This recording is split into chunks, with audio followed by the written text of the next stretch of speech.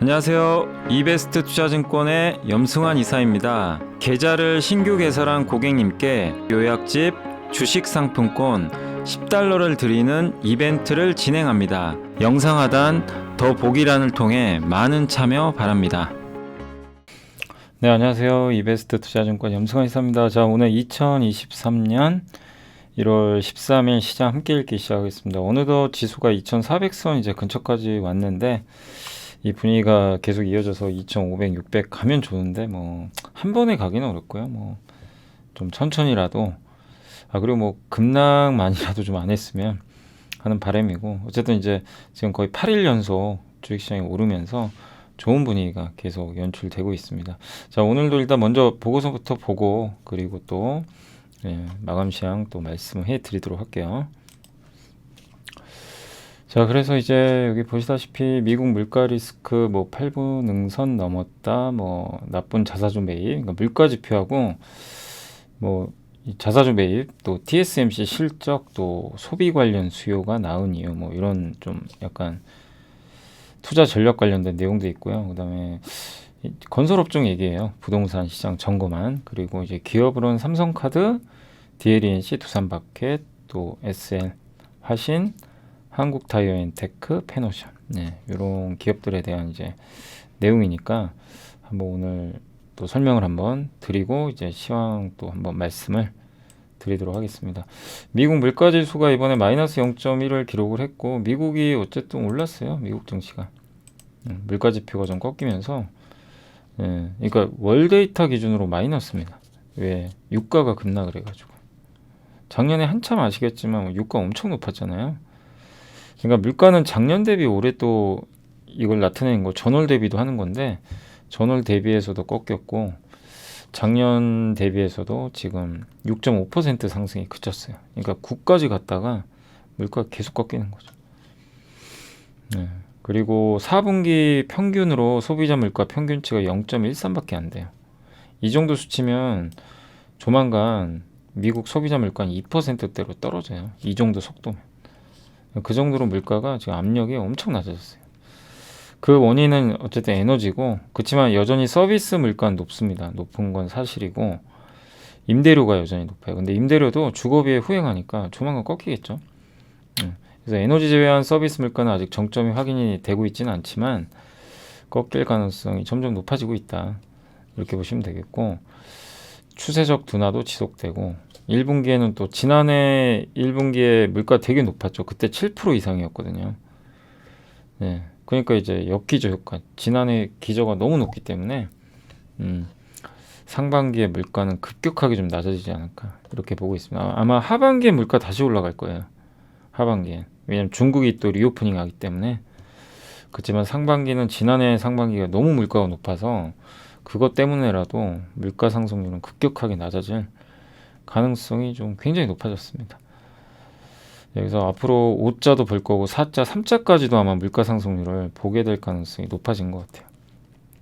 그러다 보니까 미국 증시가 계속 견조한 거죠. 그리고 금리 인상도 이제 끝나겠구나 보는 것 같고, 그리고 이제 미국 연준은 2월에 이제 2월 1일 날 FMC가 열리는데 그때 아마 93.2% 정도 확률로 금리를 0.25% 베이비 스텝으로 갈 것 같습니다. 3월이 마지막이 될 것 같고요. 그래서 달러화도 지금 달러화가 오늘 급락을 했어요, 미국에서. 그래서 결국 이런 것들을 보면 이제 드디어 그 긴축은 끝나가는구나, 고물가도 끝나가는구나. 그러니까 우리를 괴롭혔던 고물가, 고금리, 고환율, 이 세 가지가 꺾이는 거죠. 그러니까 이제 증시가 랠리가 이어지는 거예요. 그러니까 작년과 정반대죠. 작년에는 뭐 좀 좋을만 하면 고물가 또 튀어나오고 고금리 튀어나오고 환율 막 튀고 이래서 정말 힘들었는데 180도 바뀌어버린 거죠. 그리고 여기 보면 서비스 물가가 메뉴에 있죠. 이거 안 꺾이는데 나머지 다 꺾였어요. 그 다음 미국 소비자 물가가 월 기준으로 하락을 했고 유가가 많이 떨어져 있고요. 서비스 물가는 이제 안 떨어지는데 이것도 조만간 떨어질 거예요. 왜? ISM 서비스 지수가 급락을 했어요. 그러니까 서비스 물가도 조만간 떨어지겠다, 이렇게 보고 있는 것 같아요. 그리고 임대료 상승률이 아직은 높죠. 아직도 안 꺾여요. 근데 이제 요것도 그 진로 임대료 상승률이 선행하거든요. 6개월. 요걸 보면 이제 꺾일 확률이 높아진 거죠. 얼마 안 남았다. 이렇게 보고 있는 것 같습니다. 그리고 금은 올라가지만 달러는 꺾여. 금과 달러는 반대로 가죠, 좀. 그러니까 이런 지표를 보면 미국의 물가의 추세적 하락은 시작이 됐고 시장은 그거를 가격에 반영을 지금 하면서 올라간다. 이렇게 보시면 될 것 같습니다. 그리고 이제 나쁜 자사주 매입과 좋은 자사주 매입은 구분될 거다. 이렇게 나와 있는데 DS 투자증권의 이제 김수현 연구원님이 그 2023년 시장의 이목을 끈 건 주주행동 펀드다. 얼라이언스 파트너스가 이제 주주행동주의를 했죠. 단 이틀 동안 15% 이상 상승을 했고 다른 행동주의 펀드인 KCGI 강성구 펀드죠. 여기는 오스테인 플란트 지분을 신고했죠. 그래서 이렇게 기업의 지배구조 개선이나 주주 환원 이런 것들이 이제 압박을 넣다 보니까 주가 올라갔는데 결국 되게 중요한 거예요. 우리나라가 이렇게 할인받고 저평가된 가장 그 근본적인 원인 중에 하나는 사실은 이런 거죠. 주주 환원이 너무 약해요. 근데 이제 그런 것들에 대해서 개선되는 운동들이 자꾸 펼쳐지고 실제 그런 일들이 발생하니까 이제 밸류에이션, PER, PBR이 올라갈 수밖에 없는 거죠. 그러니까 이런 것들이 올해 더 많이 나왔으면 좋겠어요. 그리고 자사주 매입은 예전에도 한번 이런 거 우리 공부해봤죠. 미국이나 영국이나 이런 데는 선진국은 자사주 매입하면요 자동 소각이에요. 그 자사주 매각을 하고 싶어도요 절차가 너무 까다롭고, 네 그리고 소각하지 않는 자사주는 시총에서 빼버립니다. 그러니까 자사주를 매입하는 순간 유통 물량이 없어져요, 그냥. 근데 우리 한국은 안 그러잖아요. 자사주를 매입한 다음에 소각을 하는 게 아니라 경영권 방어 목적으로 많이 써요. 그래서 이제 좀 그런 게 불안한 거죠. 예. 그리고 자사주 매입한 다음에 파는 경우도 그냥 자유로워요. 뭐 어떤 그런 게 없어요. 근데 저런 것들을 이제 못하게 하는 정책을 도입하려고 하는 것 같아요. 굉장히 바람직하죠. 예. 그러니까 무늬만 자사주 매입이 되는 거죠. 자사주 매입만 해놓고 아무런 그런 효과가 없는 거죠. 그래서 우리나라에서도 이런 이제 자사주 자동 소각이 좀 도입돼야 된다. 이런 내용이고 자사주가 원래 의결권이 없어요. 근데 저렇게 인적 분할해서 기업 A가 B랑 나눠지잖아요. A, B로 각각. 그러면 이제 개인 투자분들 둘 다 가져가지만 저 지분 이제 저 A가 B를 가져가야 되죠. 지분을. 그럴 때 저 자사주가 부활을 해요. 부활을 해가지고 그 지분율만큼 기업 B의 지분을 가져갈 수가 있어요. 예. 그런 좀 자사주 마법이. 그러니까 자사주 의결권이 부활을 해버립니다. 저렇게 인적 분할하면 또. 평소에는 자사주는 의결권이 없거든요. 그리고 경영권 방어 목적으로 어떤 기업이 A를 누가 공격을 했어요. 경영권을. 그럼 우호 세력한테 저 자사주를 넘겨요. 그러면 이 자사주를 받은 우호 세력이 A 편을 들겠죠. 그러면 서로 합심하면 경영권 방어가 되죠.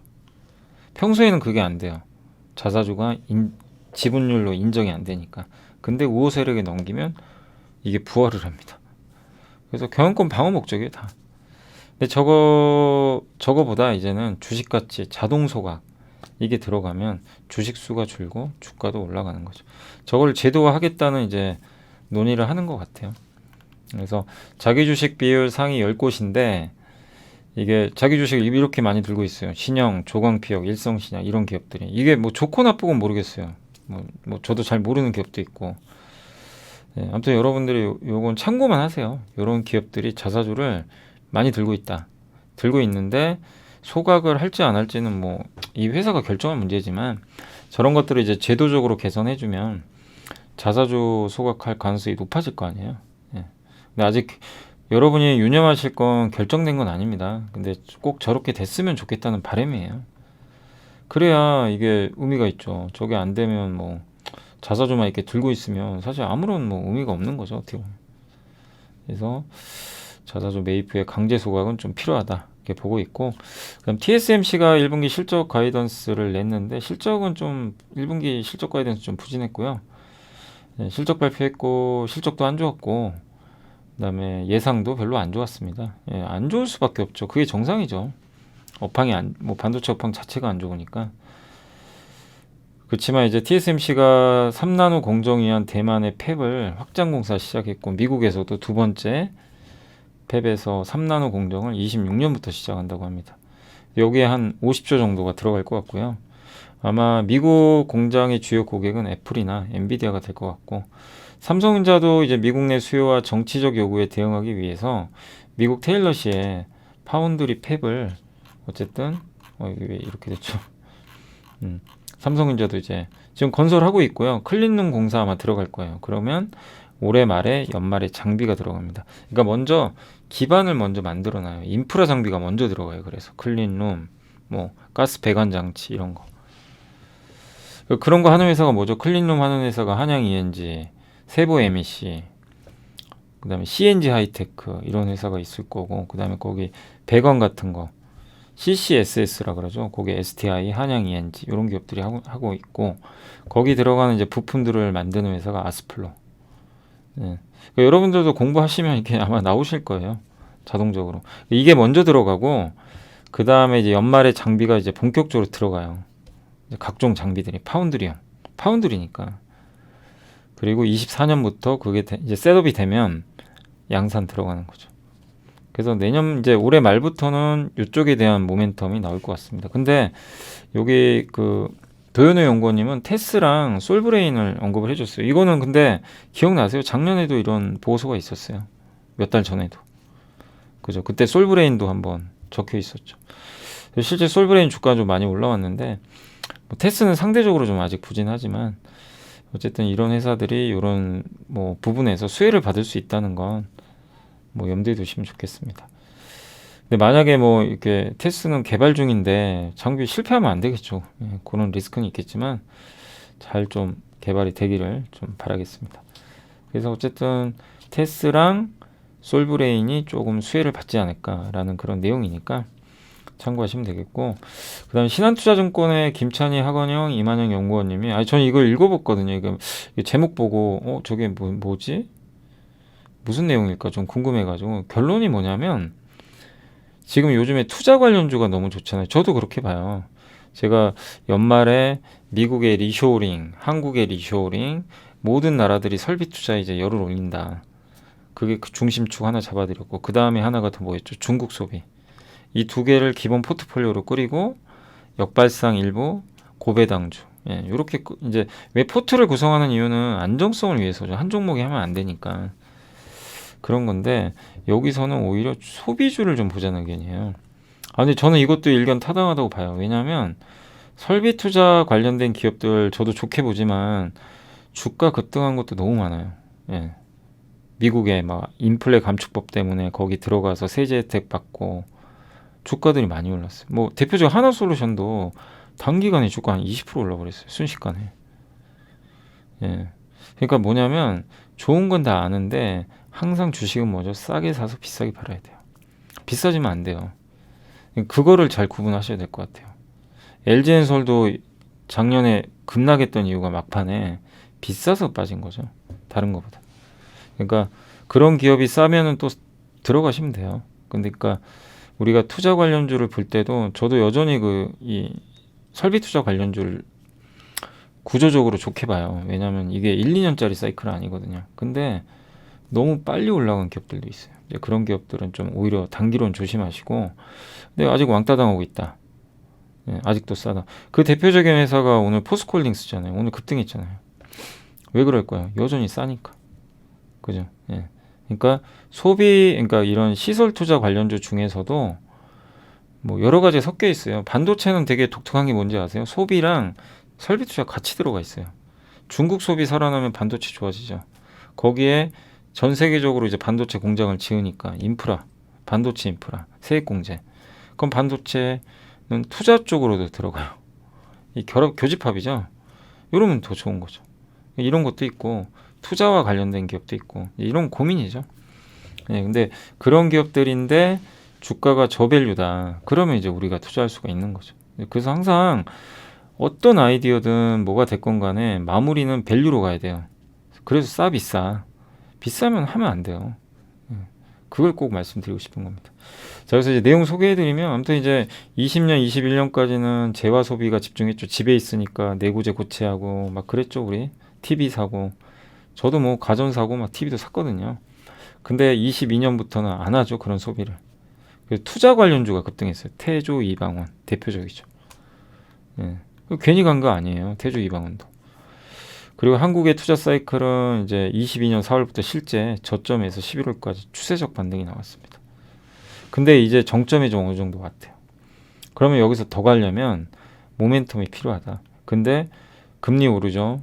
경기 침체에 따른 수요 불확실하죠. 재고 부담이 있어서 투자가 더 늘어나기는 쉽지 않을 것 같다. 이런 내용이고, 또 아세아하고 인도가 이 투자 수요를 지탱했던 요인이거든. 굉장히 강력한 투자가 들어갔는데 작년 4분기부터 꺾였대요, 이 데이터가.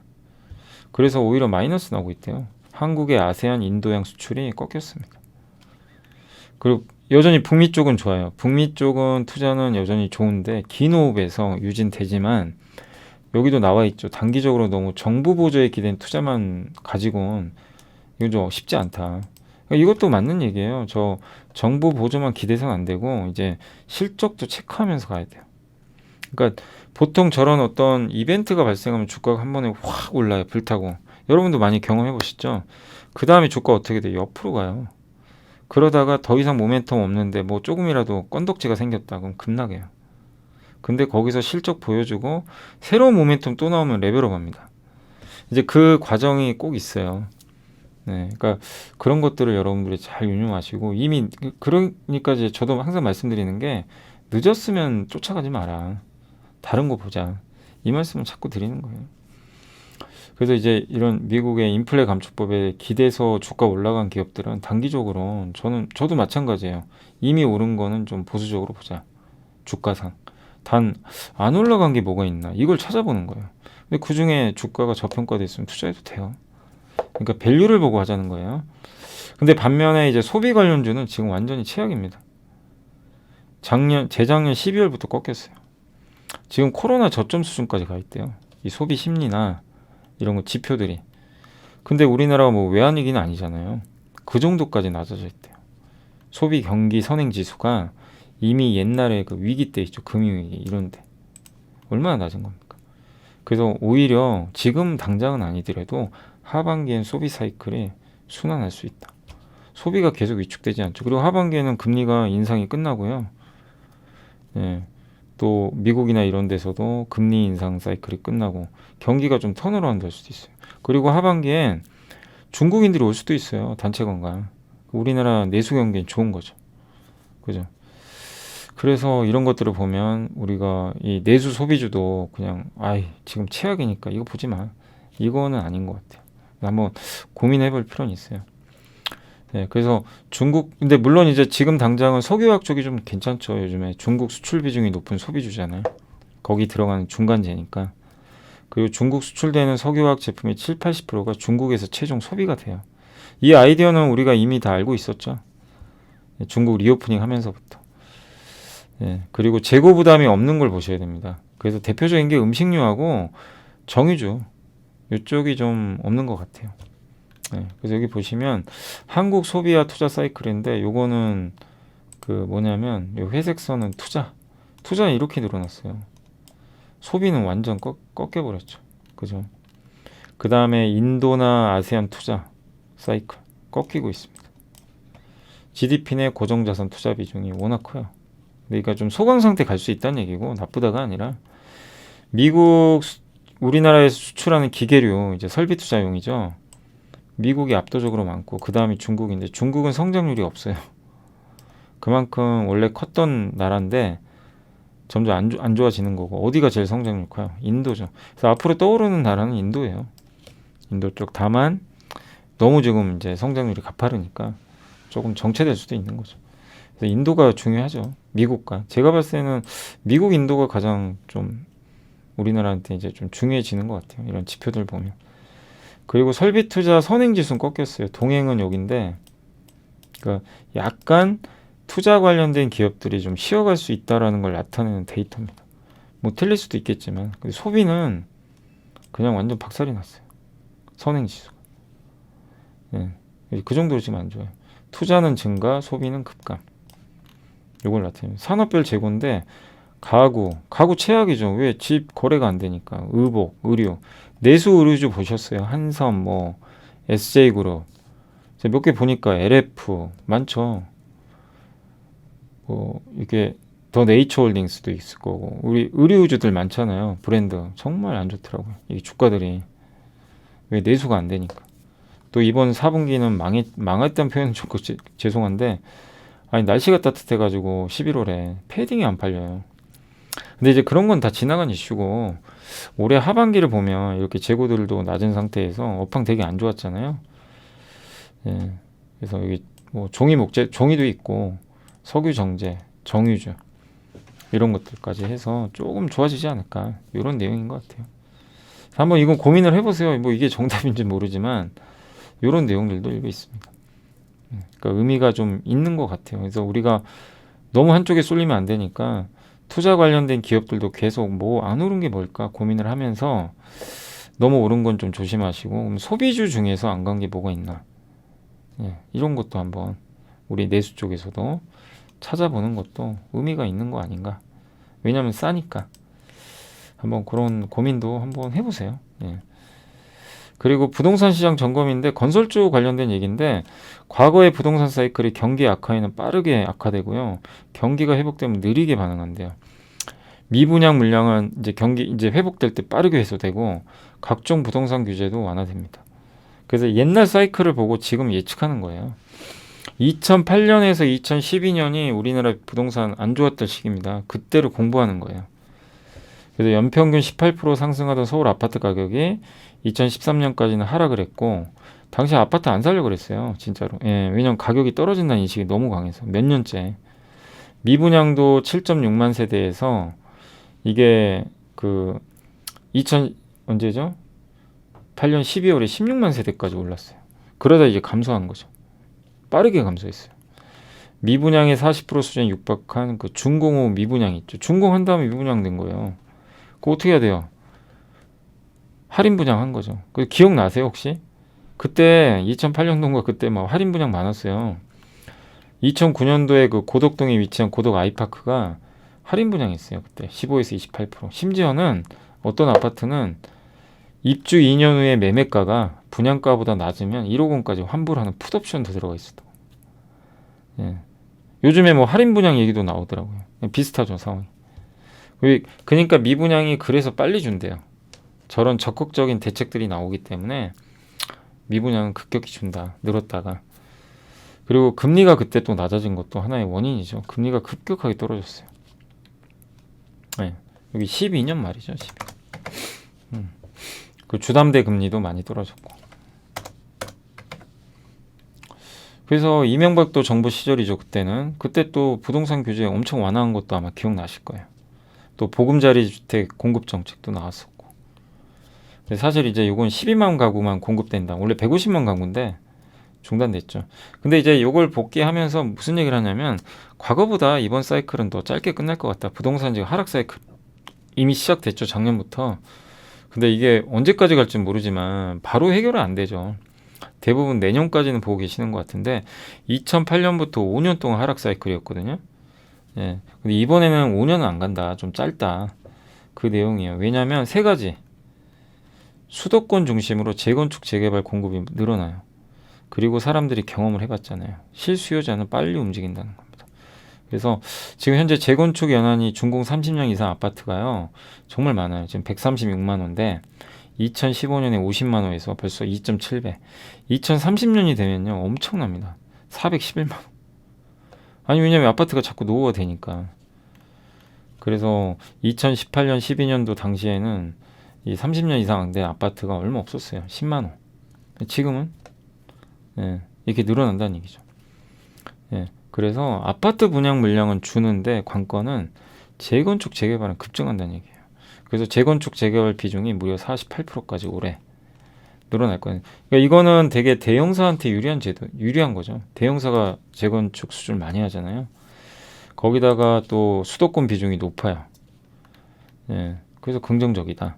그래서 이제 과거 대비 하락 사이클이 짧을 거다. 이런 재건축을 할 수밖에 없는 그런 상황이 가니까. 그리고 또 학습 효과도 있어요. 과거와 같은 미분양은 발생하지 않을 것 같다고 보는 것도 이제 실수요자들이 이렇게 좀 떨어지면은 그 과거에도 야 이렇게 떨어질 때 예전에도 경험을 했던 그때 샀을 때 또 좋았잖아요. 이제 그러다 보니까 주택급 의지가 좀 빠르게 반등할 수도 있다. 근데 저는 제 생각엔 저건 좀 금리가 떨어져야 될 것 같아요. 예, 금리가 떨어져야 사람들이 실제 움직이지 않을까 이렇게 보고 있고 그래서 아마 과거와 같은 대규모 미분양은 발생하지 않을 것 같은 게 또 규제 완화도 하잖아요. 지금 적극적으로 중도금 대출 원래 12억 이상 안 되잖아요. 풀어줘 버렸죠. 그러니까 정부가 그냥 움직여 버려요. 이런 것들도 좀 그러니까 한마디로 부동산이 오른다가 아니라요. 이분 의견은 그 이 필자의 의견을 여러분이 이제 소화를 해야죠. 뭐냐 옛날에 5년 걸리던 이 하락 사이클이 그렇게 오래는 안 간다. 저런 이유들 때문에. 근데 언제 좋아질지 명확히 모르지만 근데 어쨌든 금리가 만약에 이제 하락을 본격적으로 하잖아요. 뭐 기준금리를 낮추거나 그런 사이클이 오겠죠 언젠가. 이제 그러면은 또 금방 옛날과 다르게 좀 빨리 회복될 수 있다. 그리고 건설사 영향을 봐야 되는데 건설사들이 예전처럼 리스크는 많지 않아요. 왜냐하면 건설사가 이제 대출 잔액이 있잖아요. 보증안. 이걸 해결하려면 분양이 되든가 착공될 때까지 기다리든가 저 PF를 인수하거나 이런 방법들인데 그때 2008년부터 하락 사이클에서는 대형사는 그래도 좀 버텼어요. 중소형사들은 망한 회사 많아요. 법정 관리 들어가고 많았어요, 진짜. 예. 그리고 막 할인 분양도 하고 막 이랬었죠, 옛날에. 그래서 건설사 침체기로 부동산 침체기로 정말 안 좋았는데 이제 2014년 이후부터 좋아졌죠. 근데 이번에는 그때보다는 좀 낫다. 왜냐면 책임 준공. 옛날처럼 보증보다는요. 야, 나 이거 지워줄게. 이 날짜까지. 그러면 그것만 하면 끝나요. 더 손실을 떠안진 않아요. 그만큼. 예. 그래서 그런 책임 준공 확약 비중이 높아졌고 저런 보증 부분이 어디로 넘어갔냐면 주로 증권사들이 많이 해요. 그래서 증권사 막 부도설 돌았잖아요. 그게 그런 것 때문입니다.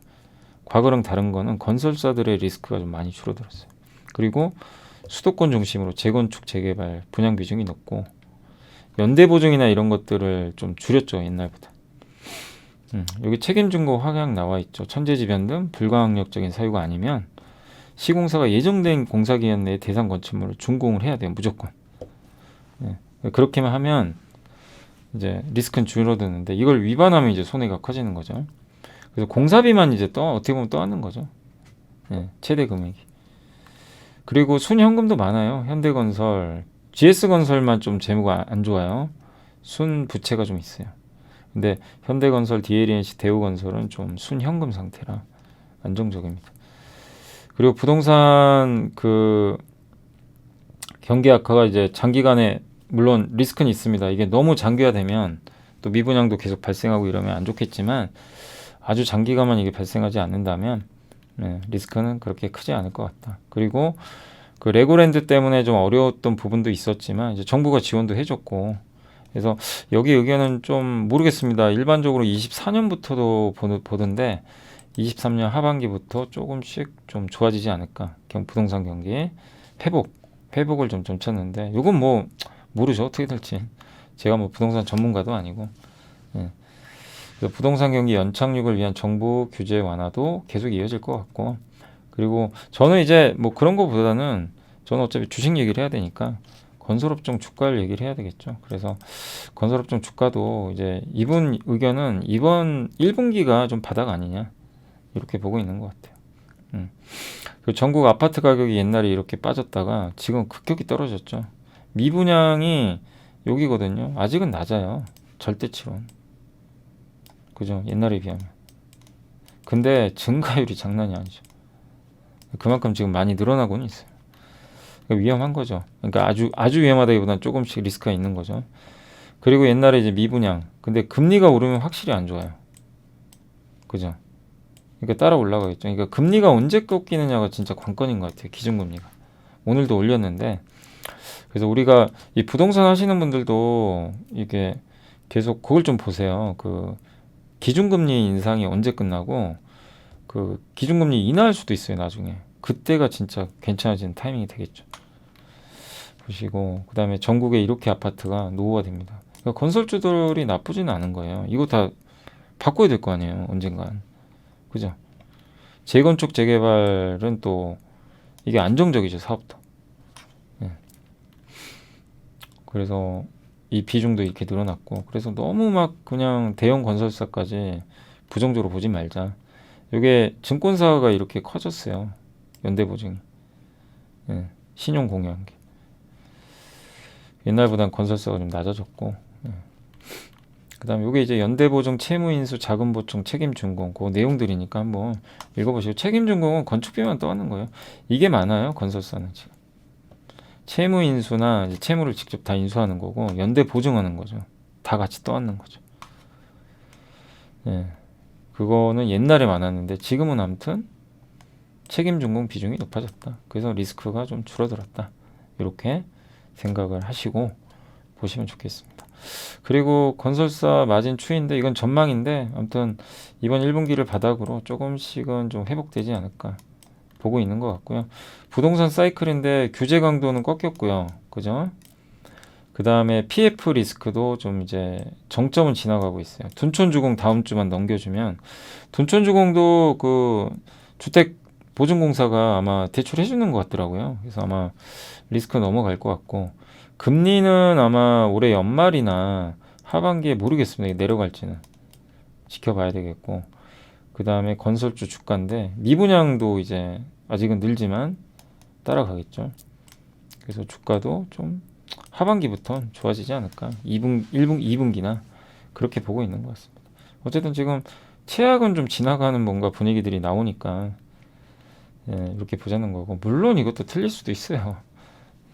하지만 이제 저도 이거 굉장히 긴 보고서를 한번 읽어봤는데 예, 아무튼 이제 옛날에 그 안 좋았던 시기랑 이제 비교를 했을 때 결론을 내드리면 이번엔 좀 짧을 것 같다. 왜냐 재건축 비중이 굉장히 많아요.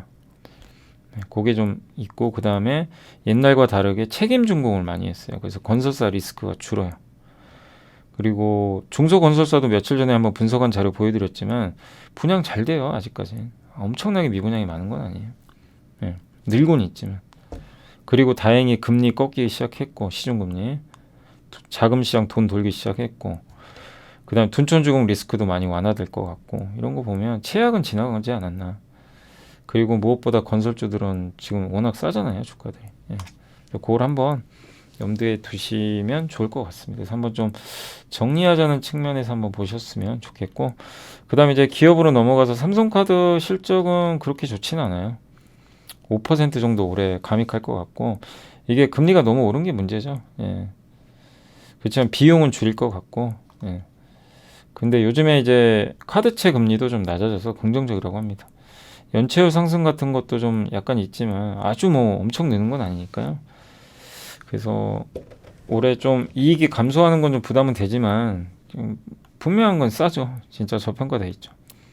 그래서 금리 안정되고 또 배당 수익률이 예상이에요. 한 8% 정도.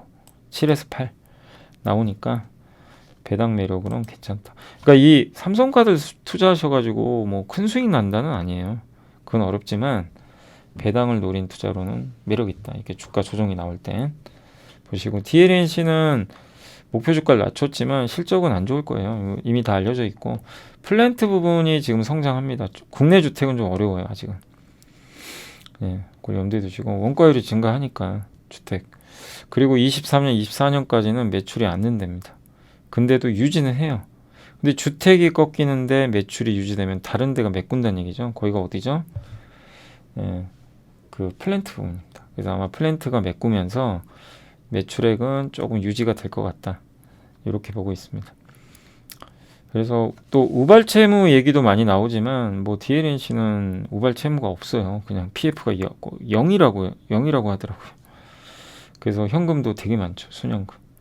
그래서 이렇게 안 좋은 시기에 또 현금 많으면 좋은 땅을 싸게 매입할 수 있는 거죠. 그래서 나중에 또 빛을 발하지 않을까라고 생각을 하고 있습니다. 그래서 여기에 좀 가장 적합하고 주가도 워낙 저평가돼 있죠. 밸류가 그냥 이 지하실로 이제 내려가 있어서 두산마켓도 오늘 보고서 나왔는데 실적은 좀 하회할 것 같고요. 환율 때문에 다만 북미 쪽 매출은 좀 증가할 것 같다. 그리고 작년에 아마 1조 원 정도 번 것 같더라고요. 그리고 소형 건설 장비 특화돼 있죠. 건설 장비 중에 굴삭기 중에 작은 굴삭기 만들죠. 미국에 거의 매출은 대부분 미국이고 그리고 옛날에는 2010년대까지는 1960년부터 점유율을 계속 유지하는 전략인데 이제는 바뀌어서 점유율 확장 정책이에요. 그래서 투자도 좀 많이 한 것 같고 외형 확장 전략을 구사했다고 합니다. 22년도에 그래서 연간 영업이익은 사상 최초로 1조 원. 근데 안타깝게도 이 회사는 빚이 많아요. 순부채가. 제가 아까 잠깐 보니까 1조 원? 순부채가 좀 있어요.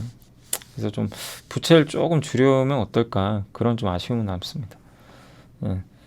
그리고 미국 주택 경기가 꺾이죠. 이것도 좀 부담이고. 왜냐면 이제 소형 굴석기가 그런 주택 쪽에 들어가니까. 오버행 증권사 4개가 수합 이제 주식 그 계약을 맺어가지고 팔 수가 있어요. 근데 그게 저번에 한번 물량 팔았죠. 500만 주. 그럼에도 불구하고 지금 487만 주가 또 남아 있어요. 얼마에 팔았냐면 37,000원에. 네, 그래서 지금 두산마켓은 조금 지켜만 보시는 게 좋아요. 네, 왜냐면 아니 이 업황이나 이런 건 되게 매력 있는데 저도 나쁘게는 안 보거든요. 근데 문제는 저 물량이 또 나올 수도 있어요. 그러니까 37,000원에서 4만 원 돌파는 굉장히 어려워요. 아직. 저 물량 나올 수도 있고. 그러니까 투자하려는 사람들이 이제 멈칫하는 거예요. 야, 여기 또 나오면 어떡하지? 이 두려움이 있는 거죠. 그러니까 저 물량이 차라리 나올 거면 나오는 게 빨리 낫고 그래야 불확실성이 없어져요. 그러니까 위가 좀 이제 막혀 있는 거죠. 그게 좀 아쉽고 다만 업황이나 이런 건 워낙 좋고 또 돈도 잘 벌잖아요. 그래서 3만 원 초반에서는 저는 뭐 괜찮다. 제가 이게 PBR 계산해 보니까 0.6배 이하면 괜찮은 것 같더라고요. 그게 한 3만 1천 원 정도 돼요. 그래서 지금 3만 5천 원 정도 하니까 지금은 그냥 관망 구간인 것 같아요. 그래서 급 나갈 땐 두려워하지 마세요. 급 나갈 땐 두려워할 필요 없지만 오를 때는 그냥 가만히 계셔야 됩니다. 이걸 쫓아가는 건 안 돼요. 보고서. 이런 내용은 이 보고서에 이런 물론 이제 오버행 부담이라고 나와 있지만 자세히 안 나와 있잖아요. 그러니까 지금은 그냥 관망해야 됩니다. 그러니까 보고서를 보실 때도 평소에 그 사전 지식을 좀 알아놓으시면 좀 더 도움이 되겠죠. 그래서 지금은 조금 지켜만 보자는 말씀드리고 싶고 SL은 주가 많이 빠졌죠. 그때 뭐 실적도 좀 안 좋았던 것 같고 아무튼 유지용 연구원이 썼는데 목표 주가는 37,000원 낮췄고요. 4분기 실적은 좀 기대 못 미칠 것 같은데 다만 현대가 미국에 공장을 많이 지으면 수혜를 받아요. 그쪽에 핵심 차종의 그 헤드램프 있죠. 그걸 납품을 하는 회사입니다. 그리고 뭐 제네시스나 전기차 쪽에도 많이 들어가기 때문에 제네시스가 또 많이 팔리면 좋아요. 그래서 아마 하반기로 갈수록 좋아지지 않을까 이렇게 보고 있고 올해는 실적이 작년보단 그래도 증가할 것 같습니다. 전기차 기반의 완성차 또 SL 자회사 인수 효과 그리고 이 회사가 하는 것 중에 하나가 이제 뭐 전기차나 이런 데 보면 그 카메라 있죠. 카메라 모듈이라고 하나요? 이렇게 카메라 시스템. 네. 그런 쪽도 좀 하고 있어서 그러니까 요새 자동차 카메라 많이 달리잖아요. 그리고 북미 유럽 전기차 증설. 그 아마 그걸로 알고 있어요. 아이오닉 5 보면 저 바깥쪽에 카메라 달려 있죠. 그 사이드 미러 말고. 네. 그런 것들 아마 하는 회사로 좀 알고 있어요. 그래서 그런 것들이 전기차가 많이 팔리면 좋겠죠. 그래서 어쨌든 4분기 실적은 좀 예상에 못 미치지만 올해는 좀 하반기에 반전이 나오지 않을까. 네, 좀 시간은 걸릴 것 같아요. 지금은 이 회사 주가 워낙 많이 올랐다가 좀 빠졌는데 지금은 허리 이하로 내려와서 지금 가격은 부담은 없어요. 크게. 예, 그렇지만 자동차 업종에 대한 이제 판매 부진 우려가 좀 있으니까 강한 상승까지는 조금 시간이 좀 필요할 수 있다는 건 염두에 두시고 실적을 좀 확인하시면서 차분히 대응해야 돼요. 그러니까 급하게 하시면 안 되고 지금 그렇다고 뭐 여기서 뭐 주식을 던지거나 그럴 자리는 아니고요. 왜냐하면 굉장히 낮아져 있기 때문에 단 제가 이게 분석을 해본 결과론 조금 주가가 탄력적으로 가는 데는 큰 호재가 없으면 그러니까 뭔가 어떤 이벤트가 발생하지 않으면 조금 정체된 상태에서 주가는 횡보하지 않을까 이렇게 보고 있습니다. 그래서 4분기 또 올해 1분기 요 실적들을 좀 하나하나씩 체크를 해봐야 될 것 같습니다. 그래서 좀 약간 시간 걸릴 수 있는 건 좀 염두를 해두시고요. 화신도 이제 유지영 연구원님이 썼는데 이건 또 반대로 실적이 되게 좋대요. 대폭 상해. SUV 비중이 높다 보니까 북미 생산도 늘어나고 또 한국, 인도, 미국 매출 호조고요. 또 국내 공장 배터리팩 케이스 예, 전기차에 들어가는 배터리 그 케이스 있죠, 배터리. 그거를 이제 수주한 게 확인이 됐다고 합니다.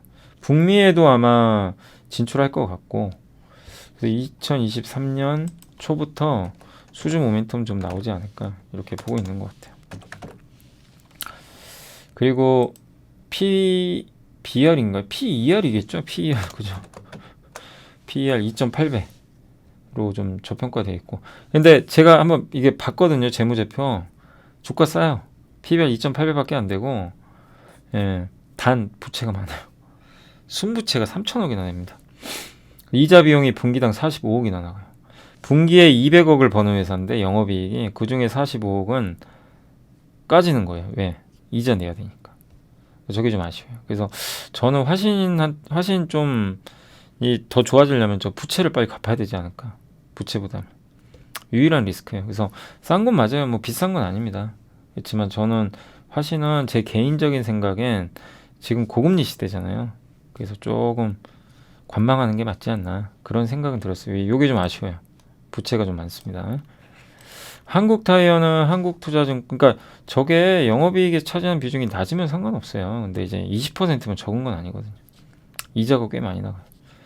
한국투자의 김진우 연구원님, 이제 어제 보여드렸죠. 한국타이어 또 다른 보고서도. 아무튼 목표주가 53,000원, 파업을 했어도 실적은 견조할 것 같다. 그 가격 인상했죠. 뭐 당연히 좋은 내용이죠. 그리고 올해 핵심 포인트 재료비 물류비 꺾이고 또 전기차용 타이어도 판매 잘 될 것 같고, 유럽이 살아나면 유로화가 강세죠. 유로화 강세 수혜주예요. 예. 유럽 쪽에 연동이 많이 돼요. 그러니까 이제 근데도 주가가 못 올라서, 아니 유럽 주식시장은 거의 신고가 부근인데 한국 타이어가 여기 있는 게 참 아이러니하더라고요. 근데 어쨌든 이제 그만큼 싼 건데 주가 좀 오늘 괜찮았던 것 같고, 페노션도 지금 요새 BDI 지수가 급락을 해가지고 안 좋았는데 목표 주가 9,000원 유지했고요. 운임 때문에 수익성 안 좋아. 근데 이거 다 알아요. 저거에 너무 신경 쓸 필요는 없습니다. 왜? 중국이 위드 코로나 하면서 확진자 드니까 경제 활동이 위축돼가지고 안 좋아요. 다 알죠. 네, 근데 이제 중국 코로나 확진자가 정점 가능성이 제기가 됐고, 또 부동산 규제가 지금 완화되고 인프라 부양 정책들이 2분기부터 시행되니까 이제 조금 점진적으로 좋아지겠죠. 그래서 2분기 기점으로 하반기로 갈수록 BDI는 올라갈 수 있다. 그런 내용입니다. 그래서 현 주가는 또 밴드 최하단에 위치해 있고, 보니까 밴드 밑쪽에 좀 있어요. 그러니까 무릎 쪽에 있는 것 같더라고요. 그리고 올해 벌크선은 공급도 줄고 선박 환경 규제는 더 심해집니다. 그럼 공급이 줄이면 어떻게 돼요? 공급 줄고 수요가 증가하면 운임은 오르겠죠. 그래서 그 시기는 2분기 이후로 보는 것 같아요.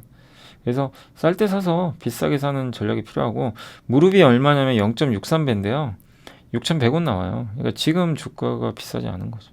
여전히 오늘 올랐어도. 무릎 이하는 허리가 7,300원 나오더라고요. 제가 저 밴드로 계산해 보니까 꼭 저기 간다는 얘기는 아니지만 그만큼 뭐 주가는 저밸류다라고 말씀드리겠습니다. 자, 보고서는 여기까지 해드리고 제가 장 끝나면 이제 시황 마무리 해드릴게요. 안녕하세요. 이베스트 투자증권의 염승환 이사입니다. 계좌를 신규 개설한 고객님께 요약집 주식 상품권 10달러를 드리는 이벤트를 진행합니다. 영상 하단 더 보기란을 통해 많은 참여 바랍니다. 자, 이제 시장이 끝이 났습니다. 오늘 이제 이번 주 너무 좋았죠. 20포인트 올라서 오늘, 물론 이제 2,400원 돌파는 좀 실패했지만 증시가 아무튼 이제 오늘 21포인트 정도 올랐고, 코스닥이 좀 약했어요. 그렇지만 강보합권에 끝나면서 뭐 금주 양시장 모두 다 분위기는 좋았습니다. 코스닥이 3%, 그리고 이제 코스피가 4% 급등하면서 이번 연초 이후로 2주 동안 올랐고요. 코스피가 한 7% 가까이. 장대 양봉 보는 거 참 오랜만이죠. 근데 지난 12월은 좀 아쉬웠지만 다시 한번 올라가고 있고, 좀 많이 빠졌어요. 정말 증시가. 그렇지만 이제 2200에서 단단한 모습을 좀 보여주고 있다라고 보시면 좀 좋을 것 같습니다. 그리고 오늘 이제 수급도 괜찮았고요. 외국인들 연일 삽니다, 주식. 예. 어제도 4천억, 오늘도 5천억. 이제 금융투자까지 들어오기 시작했고, 근데 금투가 사는 거는 썩 뭐 그렇게 오래 갈 이슈는 아니지만, 근데 개인들은 그냥 올라오는 대로 주식을 다 팔고 있어요. 그래서 그냥 아마 떠나시는 것 같고, 반면에 오늘 코스닥은 또 달랐네요. 코스닥은, 그러니까 외인 기관은 코스닥을 되게 단타를 쳐요. 그 연속성은 좀 없고, 확실히 코스피 쪽으로 좀 이렇게 계속 자금을 투입하는 그런 모습들이 나오는 것 같고, 오늘 보면 외국인들은 뭐 오전에는 좀 약간 이제 전기전자를 팔았지만, 오후 들어와서는 이제 전기전자 위주로 한 1,400억 정도 샀고, 금융주 역시 좀 많이 샀고요. 근데 유일하게 좀 판 건 비금속 광물, 뭐 시멘트나 막 포스코 케미칼 같은 2차전지 소재 이쪽은 좀 판 것 같아요. 그리고 이제 의약품 쪽은 한 85억 정도 팔았고, 음식료도 조금 팔았던 것 같습니다. 그래서 방어주 일부 파는 거 제외하고는 대부분 샀고, 뭐 기관들도 다 샀고, 기관들은 오늘 조선하고 자동차 쪽 산 것 같고, 철강주 오늘 포스코가 아마 급등했죠. 그래서 아마 산 것 같고, 해운주, 운수창고 오늘 페노션이 급등을 했습니다. 둘 다 이제 어떻게 보면 약간 중국의 수혜 기업들이죠. 경기 회복. 그 뒤늦게 좀 올라가는 흐름이 좀 나온 것 같습니다. 섹터나 이제 업종으로는 오늘 이쪽이 좋았어요. 운수창고. 그래서 오늘 페노션이 9%, 대한해운, 항공주까지 다 강했고요. 그리고 요즘에 이제 금리가 좀 안정화되니까 오늘 왜 이렇게 증권주가 올랐냐면 그 오늘 금통위 열렸잖아요. 금통위에서 이 통방문이 나왔는데 금리 인상 기조가 사실상 거의 끝난 것 같아요. 읽어보면. 왜 그러냐면요. 물론 한 번 더 올릴 수 있어요. 물가가 좀 오르면 좀 예상치 못하게 또 튀면 한번 3.75까지 올릴 수 있지만 사실상 거의 금리 인상은 이제 거의 끝나간다. 그래서 오늘 국채 금리가 떨어졌는데 그 이유는 물가만, 그러니까 원래 물가만 신경 쓴다 그랬는데 경제도 신경 쓰겠다. 예, 성장도 눈여겨봐야 된다. 요 멘트가 좀 들어가 있더라고요. 뭐죠? 경기 안 좋으면 금리 인하도 하겠다는 얘기예요. 예, 그러다 보니까 이제 금리 인상 이제 거의 끝난 거 아니냐. 이러다 보니까 이게 증권주 그래서 움직인 거예요.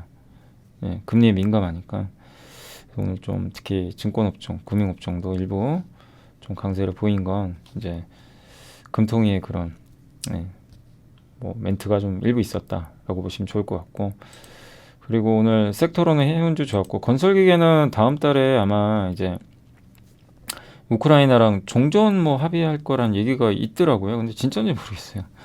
그래서 우크라이나 재건 테마, 이건 그냥 오늘 올라간 건 테마 쪽이니까 제가 봤을 때는 조금 쫓아가는 건 좀 무리가 있는 것 같습니다. 그리고 다시 은행주가 또 뜨거웠고, JB금융이요 오 하다가 그냥 가버렸어요. 대단합니다. 그러니까 이때 참 힘들었는데 이거 보세요. 그냥 왜냐면 워낙 배당 많이 주니까. 네. 그 시중은행보다 못 올랐잖아요. 그래서 오늘은 지방은행이 좀 강했어요. DGB도. 그죠? DGB는 상대적으로 못 올랐죠.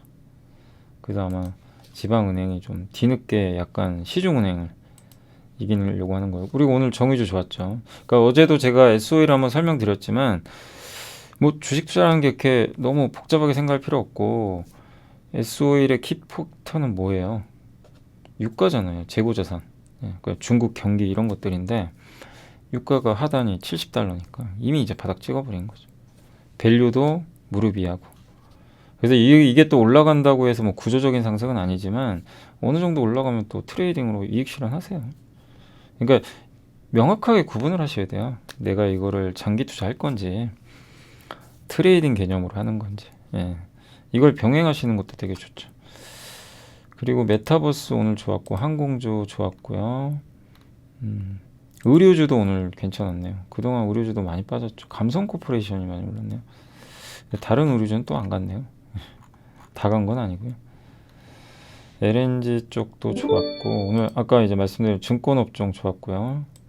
철강주 오늘 특히 현대제철, 포스코. 그러니까 오늘 포스코 간 거는 리튬 때문에 간 건 아니에요. 오늘만큼은 그냥 중국 경기, 부동산 부양 이 기대로 현대제철하고 맞물려서, 현대제철도 워낙 너무 저평가돼 있죠. 그때 우리 PBR 봤잖아요. 진짜 과도할 정도로 저평가돼 있죠. 자동차도 오늘 괜찮았습니다. 오늘은 한운 시스템이 좋았네요. 오랜만에. 게임주도 괜찮았고, NC가 좋았어요. 원전주도 지금 수주 기대감, 아랍에미리트 좀 있는 거. 그러니까 저기 중동이 또 순방 가시니까 약간 이제 그런 원전 기대감도 일부 있는 것 같습니다. 예. 증강현실도 좋았고 이게 다 고르게 좋았던 것 같아요. 조선주도 다시 분위기 좋아지고 있고 못 올랐으니까요. 타이어 오늘 좋았죠. 예. 오늘 타이어 한국 타이어. 그러니까 오늘 이게 특징 보이시죠? 못 오는 기업들.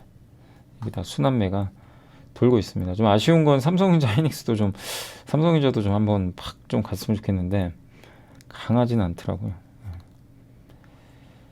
그래서 뭐 다 골고루 갔고 2차 전지도 잘 버텼네요. 그래도 LG엔솔은 좀 보합이었고 임플란트가 최근에 좀 올랐는데 오늘 조금 빠졌고 그러니까 헬스케어가 좀 안 좋았던 것 같아요. 헬스케어 좀 안 좋았고 MLCC 오늘 좀 빠졌고 여기 좀 사막 콘덴서가 오늘은 좀 빠진 것 같고 반도체도 좀 부진했죠. 삼성은 올랐는데 하이닉스가 약간 밀리면서 근데 여기서 만약에 삼성전자까지 올라가면 이제 지수는 레벨업 하는 건데 그러니까 이제 제가 봤을 땐 관건은 삼성전자 같아요. 전자가 더 올라갈 수 있으면 지수가 레벨업해서 2,500 가는 거고 그러지 못하면 못 가는 거죠. 예. 그러니까 이제 전자가 좀 키를 좀 쥐고 있지 않을까 지수 방향은 지금 일단 전자가 약간 횡보하고 있잖아요. 거기에 달려 있는 것 같습니다. 석유화학도 좀 최근에 오르고 오늘은 좀 쉬었어요. 그동안 좀 올랐죠 최근에 쉬어갖고 통신 장비도 오늘 좀 쉬어갖고 예. 그중에 이제 대체적으로 많이들 대부분 오르는 분위기였습니다. IT는 좀 쉬었네요. IT 쪽 예. 그랬던 것 같습니다. 자 마지막으로 시가총액 상위 종목들을 한번 보고 좀 마무리를 하도록 하겠습니다. 자 그래서 오늘 이제 시총 상위 갭들 한번 보면 요새 뭐 장이 괜찮아서 이렇게 크게 급나가는 거는 잘 안 보이는 것 같아요. 대부분은 좀 물론 마이너스가 있긴 있는데 이 대부분 빨갛고 하락도 크진 않아요. 뭐 이게 1% 정도 내외니까 오늘 HM의 해운주 진짜 좋았고 철강 해운이 좋았네요. 딱 봐도 그죠? 그리고 카카오그룹도 좋았고 은행주 다 좋았고요. 항공주, 롯데케미칼, 석유화학은 좀 안 좋았고 그다음에 방산주도 좋았고요.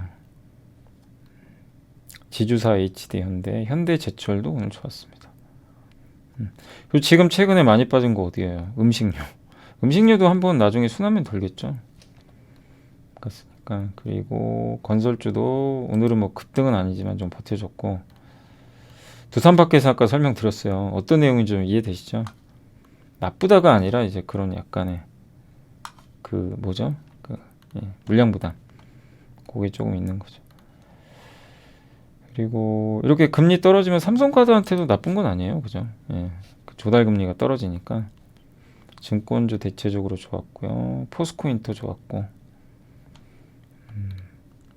한정기술 같은 원전주도 오늘 좋았어. 대신에 이제 JYP 엔터 같은 기업들은 또 최근에 워낙 올랐기 때문에 약간 좀 조정받은 것 같습니다. 오랜만에 대한통운 좋았고요. 임플란트는 좀 빠졌고 그리고 JB금융지주 아주 좋았고요.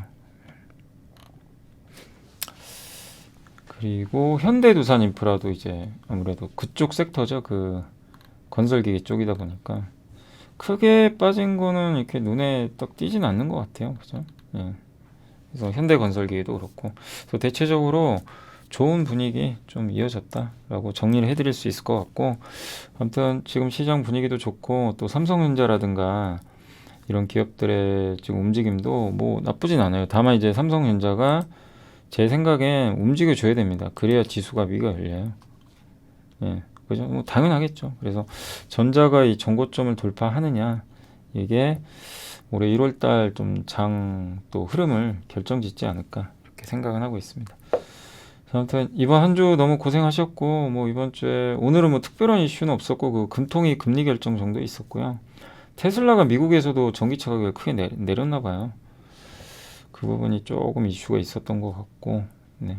대체적인 분위기는 좋았고 또 이제 이번 주 언제죠? 토요일인가요? 16일 날이죠. 16일 날이니까 언제죠? 14일이죠. 내일이죠. 내일 이제 윤석열 대통령이 이제 UAE 가니까 또 어떤 이슈들이 생길지 그런 것도 주말에 잘 체크해 보시면 좋겠습니다. 아무튼 당분간은 안도랠리가 좀 더 이어지면서 종목 장세가 좀 펼쳐진다라는 쪽으로 시장을 계속 바라보시면 좋을 것 같습니다. 그리고 항상 당부드리지만 꼭 쌀 때 사야 됩니다. 주식은. 예. 아무리 좋아도 비싸면 의미가 없는 거 다시 한번 말씀드리겠습니다. 자, 이번 한 주 고생하셨고 내일은 그 오전 10시에 반도체가 올라갈 거예요. 이제 반도체 거의 끝났습니다. 예. 반도체 3대장 올라가니까 후공정 3대장 그거 한번 보시면 좋겠습니다. 자, 이번 한 주 고생하셨고 저는 다음 주에 뵙겠습니다. 감사합니다.